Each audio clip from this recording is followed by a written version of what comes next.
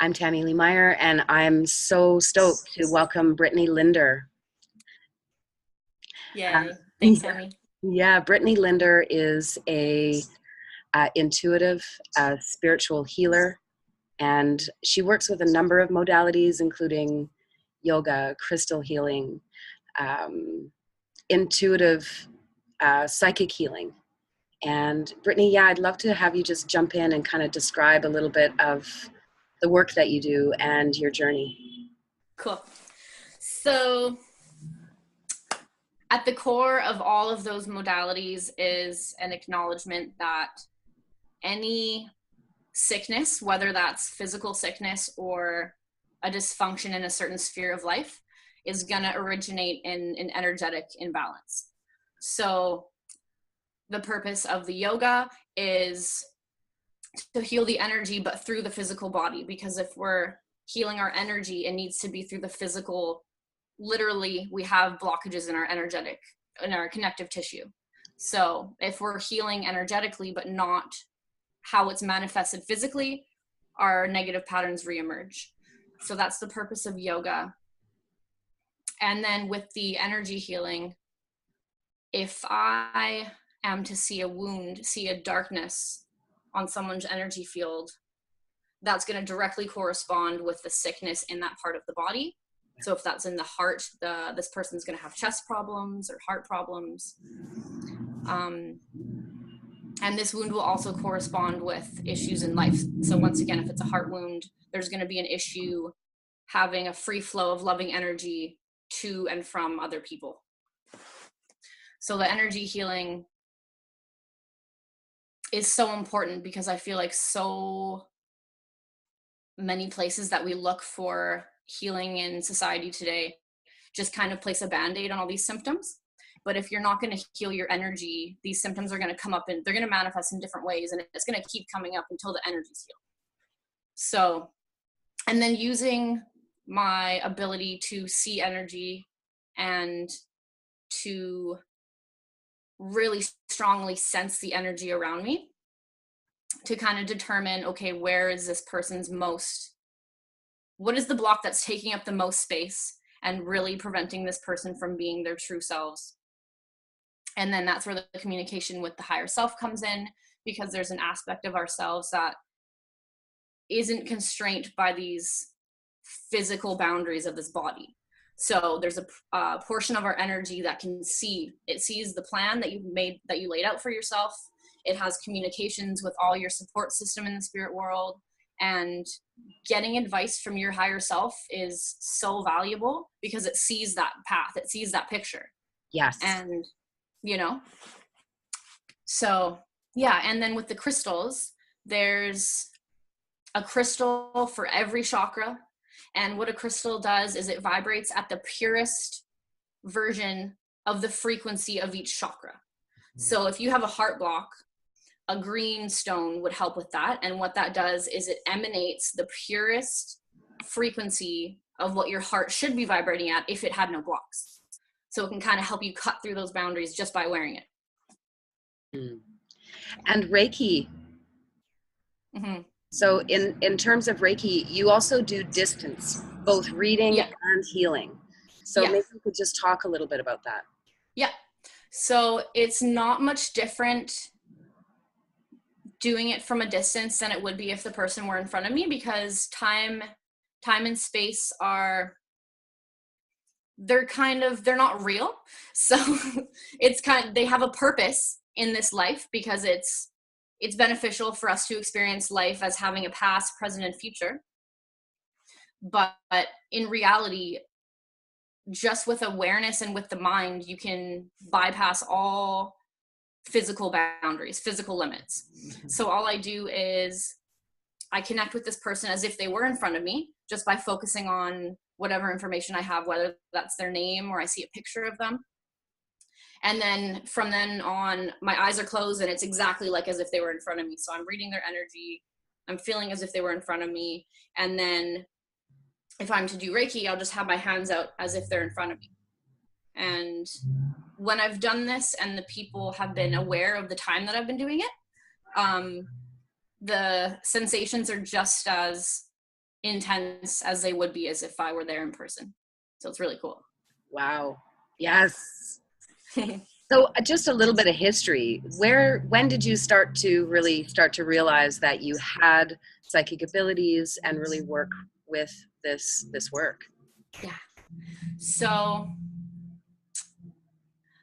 ever since I was really young, I was really obsessed with things that you couldn't see. So I was always really curious about spirits, and I just kind of knew they were there, even though I couldn't see them quite yet. But I was really obsessed with energy, ghosts, spirits, angels, God, how the world started. Really big on like philosophical questions. And then I think I was maybe 15 when I started to see energy. But initially it only started at night. So I would wake up in the middle of the night and I would see like floating orbs or just colorful lights. And oftentimes it would look like what the northern lights looked like. So just kind of shifting energy, colorful. And a couple of times this energy had a face. So my initial reaction was definitely fear. And I had asked my mom, because she was seeing Jerry a couple times a year. So I was like, Mom, can you ask your psychic lady, Jerry? Can you ask her what the heck is happening to me? And then she came home and she told me, she said, you have a choice. She's like, you're psychic. You have a choice. You can either turn your abilities off if you're afraid, or you can learn to work with them. And I wasn't ready to say yes yet. Like I didn't want to turn it off, but these things would come to me at night and I would say, go away, with an awareness that I did have control, that if I didn't want to see it anymore, it would go away. But it took about 7 years for me to be comfortable enough to say, okay, I'm not scared. What do you want to tell me? Because what Jerry had said was, just ask it. Who are you and what do you want to tell me? She knew that there was something that wanted to communicate with me. And so there was this one night where I was with an ex-boyfriend, and he was aware that I was able to see energy. So I was staring up at the ceiling one night, and he said, what are you staring at? And then he looks up, and then he goes, why is the ceiling green and there's stars all over it? And that was a huge moment, because for the first time, someone was seeing what I was seeing. So I wasn't afraid. I turned the lights on, and just the fact that he was awake with me and he could see it, I wasn't scared. So I said, okay, what do you want to tell me? And just the floodgates opened. The room was vibrating. I felt like I was like lifting off the bed. There was flashes of energy, and he was seeing everything with me. We saw beings. He was experiencing communication with spirits. We were having out-of-body experiences and going to the same place. We had really clear telepathy, and this lasted for 48 hours. Wow. Yeah, it was really intense, and I felt like I was constantly vibrating. Like even when I went to work, I couldn't see properly. It's like I wasn't fully in my body. And ever since that day, it's just stayed open like that. Right. So it's just been a matter of learning from our teacher, Jerry, and also the man who taught me how to be a yoga teacher. He was really influential as well, because he's very spiritually aware, very just has so much knowledge on energetics, but especially in terms of how they manifest physically. So yeah, ever since then, it's just been a matter of refining my abilities and making sure taking control, because it was kind of just doing whatever before, and now I'm able to choose what kind of spirits are allowed in the room, choose if I want to take someone's energy on or not, like having the boundaries. And it's just getting more and more refined, and as I refine, it opens up more and more, so it's at a pace that's comfortable and manageable. Yes. For me. Yeah. Amazing. Yeah. So for those who don't know, Jerry DeStefano Weber is a psychic and a teacher, and she has been teaching students for decades. And she's been deeply transformational in my life as well as Brittany's. And that's part of where we've learn some of the tools to be able to refine these capacities and these abilities that we all have. From my experience, Brittani, you have been a deep inspiration in terms of your clarity. Like, you just have a really natural clarity around what you see and how you see. And I'll just share one little piece of one of the classes that we had. It still really sits with me how we were reading each other, and I was reading you, and I could see this gorgeous cape of, it was kind of like some sort of black, almost Mad Max looking material, but it had all of these superpowers in it. And I could see all of these different abilities that you have and that you're coming into. So it was really inspiring to see that, and then to witness you develop these abilities. Cool. That's really cool. I think about that a lot too, and I feel like ever since you told me about what you saw, I can see it so clearly too in my head. Yeah. And if I ever have any doubt, I just picture that. I'm like, yeah. I'm always wearing that cape. That's it. So really, you're looking to be able to help people. And this kind of work is powerful because, in a sense, you're able to give people insight into what's happening on an energetic level. And maybe you can just share a little bit of your experience and your journey of being able to help people in this way. Sure. So, I've always really, really wanted to help people, whether that was what I'm doing now, or I would just always I would want to be the person that could help someone, always, no matter what that way was. And I did this kind of naturally from a young age, but I would realize that I would go up to people and I would tell them something.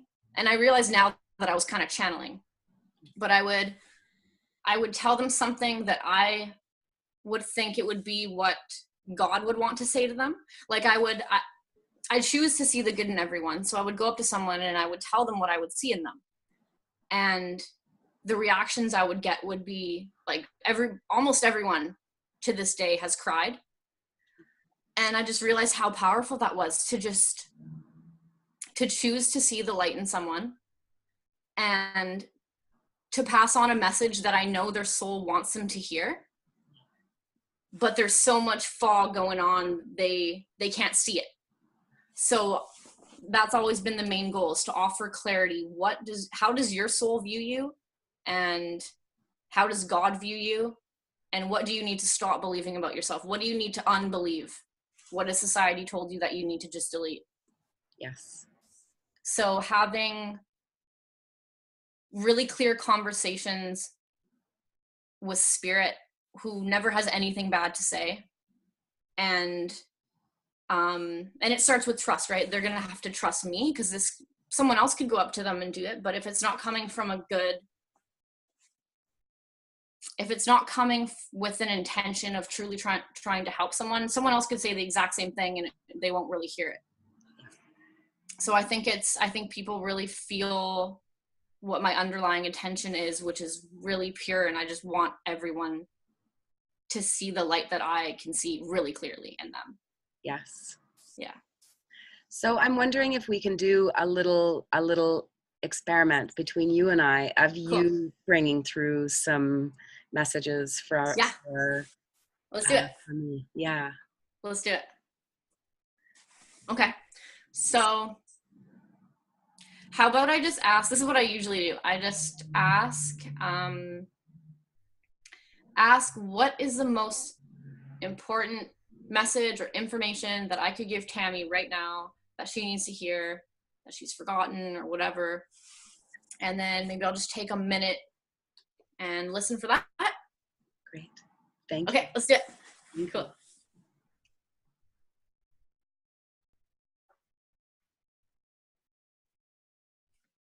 Okay. So I started to feel a little bit of heaviness in my heart. Mm-hmm. And then do you feel like, maybe it's lately, maybe it's been for a while, but do you feel like you've been feeling like things aren't happening at the speed that you would like them to. Totally. Yeah. Okay. So I just had an awareness of the perfection of the speed at which things are happening for you. Mm-hmm. And your higher self said everything is happening completely on time for you. All the things that you have placed in your path as obstacles, you have surpassed them at the fastest rate that you possibly could have. And that being aware that everything is happening completely on time is what will make things speed up even more. Right. And to get rid of that heaviness in the heart, it's almost like there's a lot of self-forgiveness that needs to happen. Yeah. Right? Because I feel like you might be really hard on yourself thinking, well, I should have that by now. Right? Yes. So it's forgiving yourself and knowing that you are literally doing exactly what you planned. Everything's happening right on time. And there's no need to have that heaviness in the heart. That can just be dropped. Okay. Yep, I feel that. Cool. Yeah, that's powerful. Thank you. Yeah, you're welcome. So maybe what we can do is to explore what kind of protections that people can use. Because I think for myself, you know, in doing the work with Jerry, our teacher, it's been really powerful to be able to use the things that we've learned, but you also have other tools. And I think that it's really important for people to be able to manage their energy and to be in the world, because the world is intense right now. Yeah. Yeah. Totally. So are you talking in terms of being in control of what's allowed in? Because there's a lot of crap that's up right now. Energetic work, like things that you can visualize to put a barrier between you and things you don't want in your field. Okay, cool. So what I do daily, and it's definitely second nature now, but for the first 2 years, I had to very vividly visualize this to feel like it was actually happening. But super simple, just visualizing that you're surrounded by a ball of white light and setting the intention that the only thing that can permeate the membrane of this ball is love. So whatever that means to you, however that can feel the most real. So for me, I think of it as, you know how we have what's it called in our brain, there's like a lock and key function for neurotransmitters. Yes. Where, right? So I picture that love is a certain type of key, and the membrane is full of the holes where only the love key can fit. Yes. So whether that's, or you can picture, another one I've used is visualizing, because love vibrates very high, very fast. Yeah. So I visualize the inside of my bubble having very short, fast wavelengths. And then the external potentially having different wavelengths, but only the short ones can get through the hole. Yes. So however that can feel the most real for you. Yes. I know that, I think this one was your idea or Ananda's idea, but having like airtight suit that you put on. Yes. Yeah. That one's pretty powerful. Regardless of what the picture of it looks like, it's gonna be the intention that's gonna make it real. Yes. So the visualization helps make you believe that it's there, but just having the intention and then taking the step to knowing that holding the intention is actually going to make it be there. Like if you could see energy and if you were psychic, you would see it. Yes. Because we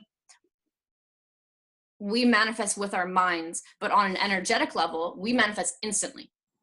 Yes. So you think it and it's there. So that's definitely that's the one I use every single day. I'm in that bubble always. Yes. And And then a really powerful visualization for clearing your energy field, because, you know, it's that boundary is not going to always be there. It is beneficial to connect with people, and we're going to pick stuff up. So visualizing a couple different ones.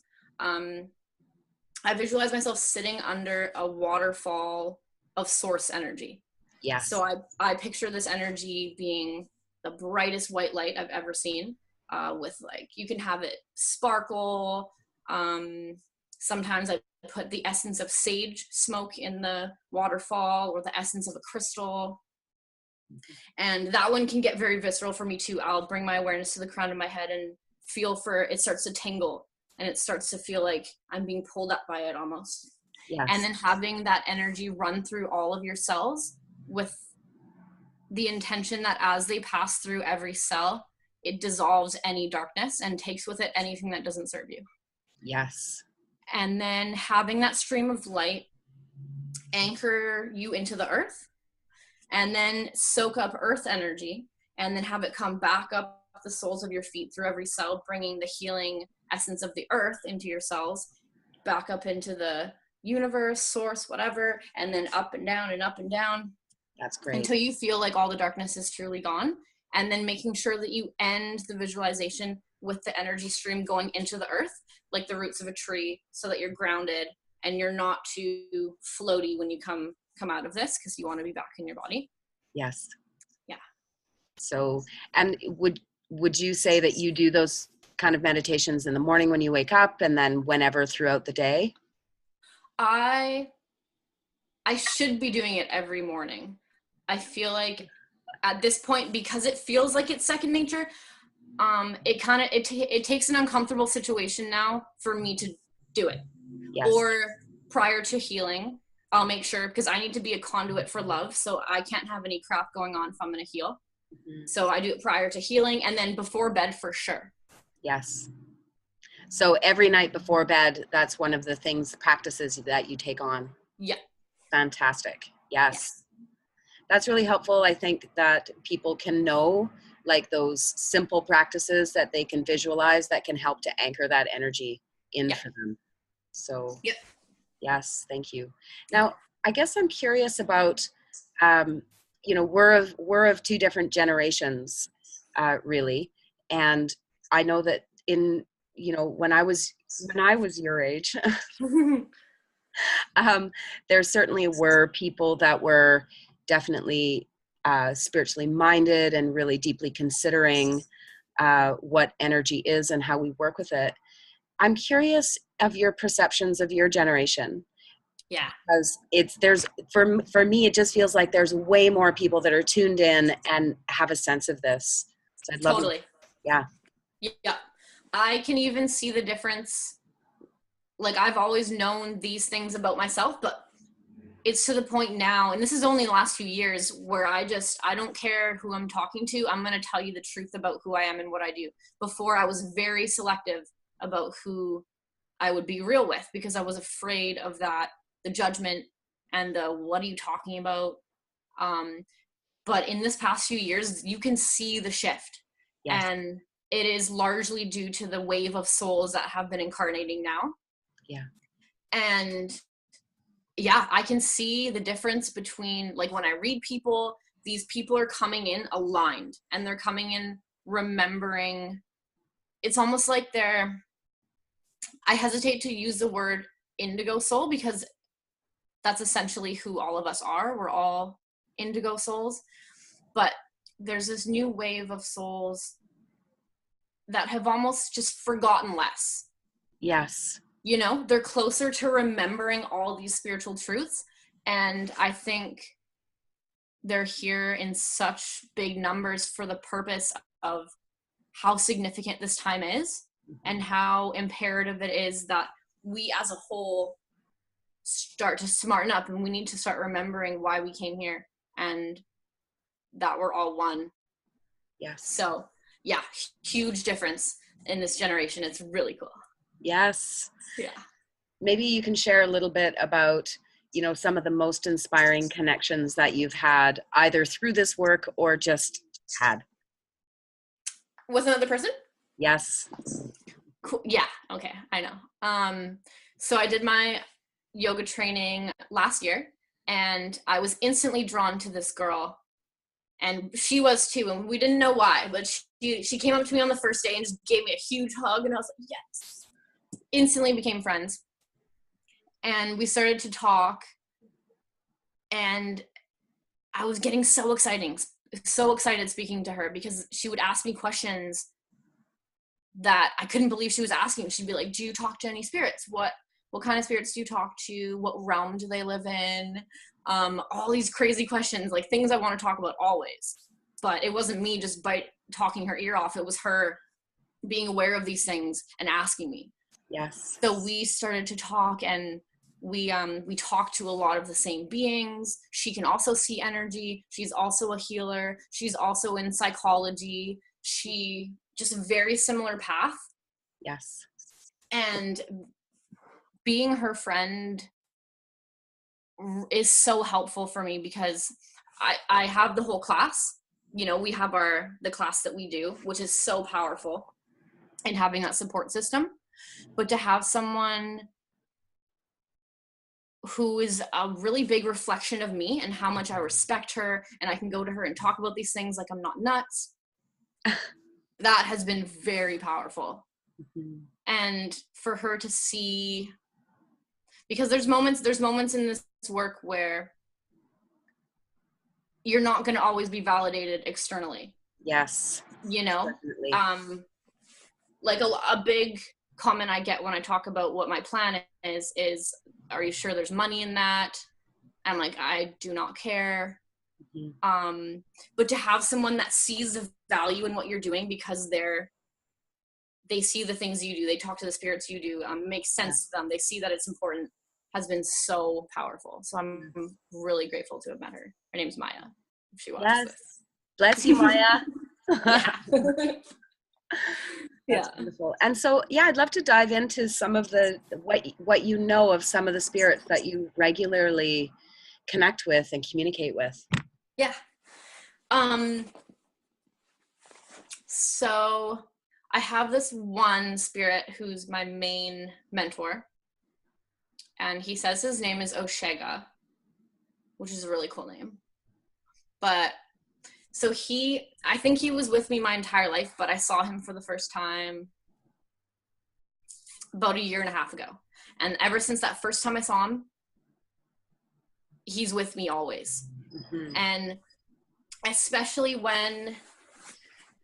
because if I'm going to be doing this work, if I'm going to be talking to people's spirits and really opening myself up, I need really intense training, because that could really screw with you, right? So especially when I opened up really abruptly, he was with me 24/7. Like, I saw him by my bed, bowing over me, protecting me, because there was a point where I didn't know what to do yet, and I wasn't strong enough, and I could feel that negative things were trying to get in, and I needed that extra support. So he was constantly holding a force field around me.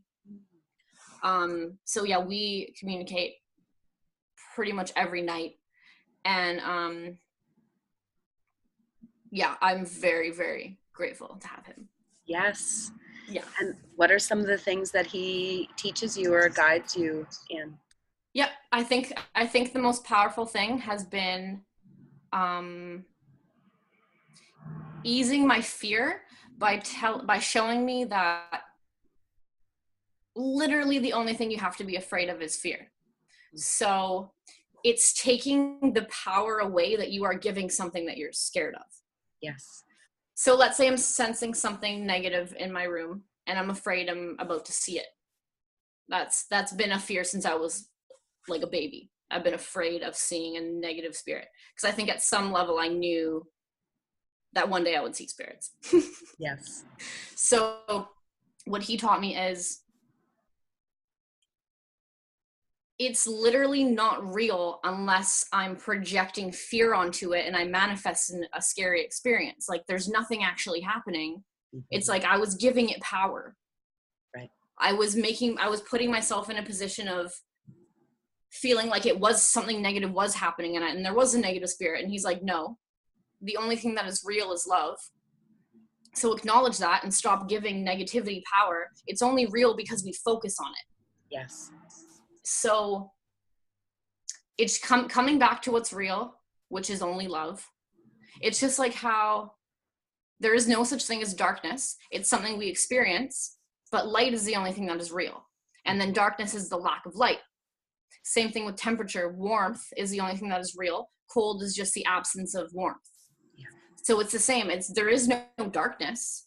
It's just the absence of light. Yeah.